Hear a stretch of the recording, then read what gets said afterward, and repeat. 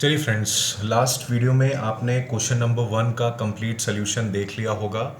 और वो जो आपने कंप्लीट सोल्यूशन देखा क्वेश्चन नंबर 1 का, उसमें एक चीज़ रह गई थी। उसमें हम लोगों ने बैलेंस शीट नहीं बनाई थी। तो इस पार्ट में हम बैलेंस शीट को कंप्लीट कर लें, फिर हम क्वेश्चन नंबर 2 पे चलेंगे। सबसे पहले हम बैलेंस शीट कंप्लीट कर लें। तो क्वेश्चन में आपको एक बार मैं बता देता हूँ जल्दी से, बैलेंस शीट में क्या क्या जाएगा। बैलेंस शीट में लायबिलिटीज़ और एसेट्स जाएंगी। तो लायबिलिटीज़ और एसेट्स में क्या क्या चीज़ें आती हैं, जैसे लायबिलिटी साइड में एक्स की कैपिटल जाएगी, वाई की कैपिटल, एक्स की ड्राइंग जाएगी, वाई की ड्राइंग जाएगी। फिर उसके बाद क्रेडिटर्स जाएंगे लायबिलिटी साइड में, बैंक ओवरड्राफ्ट जाएगा लायबिलिटी साइड में, और उसके साथ साथ ये आउटस्टैंडिंग रेंट जो हमें दिया हुआ था एडजस्टमेंट में, ये भी जाएगा। ठीक है, लायबिलिटी साइड में। और एसेट साइड में आपका क्या क्या जाएगा, डेटर्स जाएंगे, बिल्डिंग जाएगा, कैश इन हैंड जाएगा, और इसके अलावा ज़्यादा कुछ चीज़ें नहीं जाएंगी, बाकी सारी चीज़ें नहीं जाएंगी। तो मैं आपको सॉल्व करके दिखाता हूँ, आप ध्यान से देखिए कैसे कैसे हमको बैलेंस शीट यहाँ पे प्रिपेयर करनी है। देखिएगा ध्यान से, ये हमने फॉर्मेट बना लिया है पहले से बैलेंस शीट का। तो उसमें देखिए हम लोग क्या क्या चीज़ें ट्रांसफ़र करेंगे। लास्ट वीडियो में हम ये चीज़ नहीं सॉल्व कर पाए थे, तो मैं इसको यहाँ पे सॉल्व आपको करके दिखा रहा हूँ। सबसे पहले तो क्रेडिटर्स हम लोग लिख लेते हैं। क्रेडिटर्स हमारे हैं 48,000, तो हमने यहाँ पे लिख लिया क्रेडिटर्स।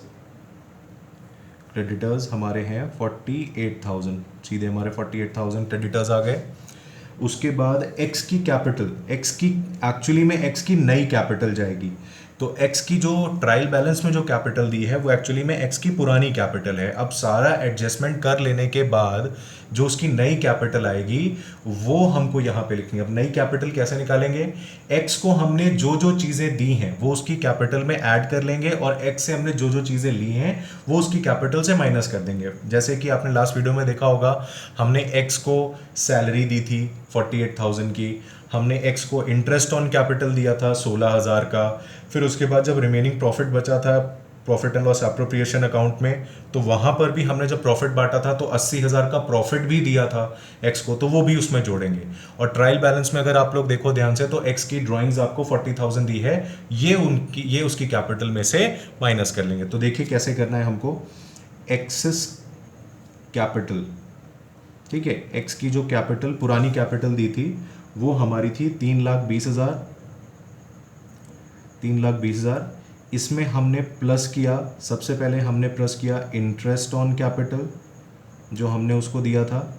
इंटरेस्ट ऑन कैपिटल हमने दिया था 16,000 दिया था, प्लस हमने सैलरी दी थी एक्स को, 48,000 की सैलरी थी, वो हमने यहाँ पे लिख दिया। प्लस हमने एक्स को प्रॉफिट का भी हिस्सा दिया था, जो पीएल अप्रोप्रिएशन में प्रॉफिट था, तो वो प्रॉफिट था आपका 80,000। और माइनस करेंगे ड्राइंग्स, ड्राइंग्स इसकी कैपिटल में से माइनस करेंगे, क्योंकि ये इसने अपने पर्सनल एक्सपेंस के लिए विड्रॉ किया था, तो इसलिए हम उसको क्या करेंगे, माइनस करेंगे। ठीक है, 80,000 जो है इसकी क्या 80,000 नहीं सॉरी 40,000 ड्राइंग्स दिया हुआ है। एक्सेस ड्राइंग्स देखिए थर्ड पॉइंट पे दिया है ट्रायल बैलेंस में, डेबिट साइड में। तो ये 40,000 जो है ये हम माइनस करेंगे। जो फिगर माइनस करनी होती है उसको ऐसे स्मॉल ब्रैकेट में दिखा दिया करिए। ओवरऑल जब आप ये सब ऐड कर लोगे और माइनस कर लोगे तो उसकी जो फाइनल कैपिटल निकल के आएगी वो आपको बाहर लिखनी है। और जो फाइनल कैपिटल एक्स की निकल के आएगी वो ये सब ऐड और लेस करने पे आ जाएगी 4,24,000, 4,24,000। ऐसे ही आप वाई की कैपिटल भी निकालोगे। वाइज कैपिटल, वाई की जो पुरानी कैपिटल दी हुई थी बैलेंस शीट में वो थी 2,40,000, 2,40,000 है ना, 2,40,000 की कैपिटल थी।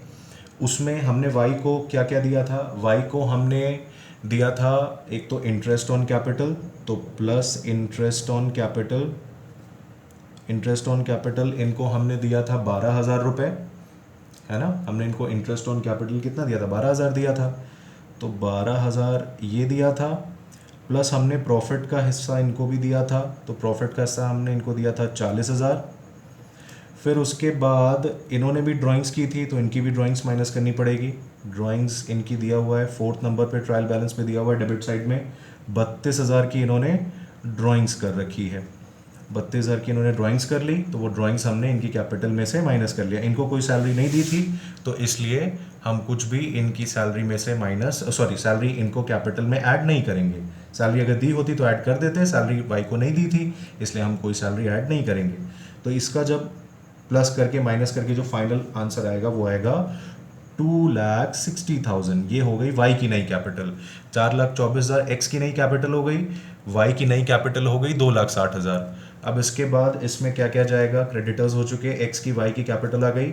फिर आपने देखा था आउटस्टैंडिंग रेंट दिया हुआ था एडजस्टमेंट में, जो आउटस्टैंडिंग रेंट था वो यहाँ पे जाएगा 2,400 रुपये, आउटस्टैंडिंग रेंट चला जाएगा। आउटस्टैंडिंग रेंट के बाद बैंक ओवरड्राफ्ट एक दिया हुआ है, वो यहाँ पे जाएगा, बैंक ओवरड्राफ्ट। बैंक ओवरड्राफ्ट का जो अमाउंट है वो है हमारा 27,500। हाँ जी, ये हो गया आपका, क्रेडिटर्स हो गए, एक्स और वाई का कैपिटल हो गया, ठीक है, सारा हमने एडजस्टमेंट कर ही लिया है लगभग। एक बार मैं चेक कर लूँ, क्रेडिटर्स हो गए, एक्स और वाई का कैपिटल हो गया, आउटस्टैंडिंग रेंट भी डाल दिया, बैंक ओवरड्राफ्ट भी डाल दिया। अब आ जाते हैं हम एसेट साइड में। एसेट साइड में हम क्या क्या लिखेंगे, एसेट साइड में देख लीजिए हम लोग क्या क्या लिखेंगे। सबसे पहले तो हम लिखेंगे cash in hand. Cash in hand कोई सीक्वेंस नहीं होता है, आप कोई भी एसेट ऊपर नीचे लिख सकते हो, बट तरीका ये होता है कि जो शॉर्ट टर्म एसेट्स और लाइबिलिटीज़ होती हैं तो उन्हें आप पहले ऊपर लिख लीजिए, लॉन्ग टर्म लाइबिलिटीज़ और एसेट्स को आप नीचे लिखिए, ठीक है। तो कैश इन हैंड हमारा करंट एसेट होता है, शॉर्ट टर्म एसेट होता है, ये हमारा है 5,900 का हमारा कैश इन हैंड है। फिर उसके बाद डेटर्स हैं हमारे, डेटर्स हमारे हैं 1,52,000, 1,52,000 हमारे डेटर्स हो गए। डेटर्स के बाद आती है बिल्डिंग। बिल्डिंग देखिए, आपको याद होगा कि बिल्डिंग पे डेप्रिसिएशन लगाया गया है, तो देखिए बैलेंस शीट में बिल्डिंग की वैल्यू दी गई है 6 लाख रुपए।